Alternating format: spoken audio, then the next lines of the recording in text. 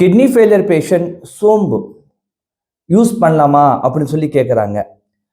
உருதுல அதுக்கு சோம்ஃப் சொல்லுவாங்க, தமிழ்ல சோம்பு அப்படி சொல்லுவாங்க. இது ஃபுட்டு மட்டும் கிடையாது, இது ஒரு மெடிசன்ஸும். கிட்னி ஃபெயிலியர் பேஷண்ட் மட்டும் இல்லை, எல்லாருமே சோம்ஃப் யூஸ் பண்ணலாம். 1 or 2 டீஸ்பூன் எவ்ரி சாப்பாடு சாப்பிட்றதுக்கு அப்புறம் மார்னிங்கில், மத்தியானம், நைட்டில் நல்லா கரைச்சி சாப்பிட்டா இதோடைய எத்தனையோ பெனிஃபிட்ஸ் இருக்கு. யுனானி கான்செப்ட் என்ன சொல்லுதுனாக்கா, இது பிளட் பியூரிஃபிகேஷன், ரத்தம் சுத்தம் சேரும், நேச்சுரல் டையூட்டிக், யூரின் வெளியே எடுக்கும். அது மட்டும் இல்லாமல் பாடிக்குள்ளே இருக்கிற டாக்ஸின்ஸ் இருக்கு இல்லையா, அதுக்கு பியூரிஃபை பண்ணும். இந்த மவுத்தில் இருக்கிற இந்த பேட் ஸ்மெல்க்கு ரெடியூஸ் பண்ணும். மாடர்ன் மெடிசன்ஸ் இப்போ என்ன சொல்லுதுனாக்கா, இது ஆன்டி ஆக்சிடென்ட் பிளஸ் பிளட் ப்ரெஷருக்கு கண்ட்ரோல் பண்ணும்.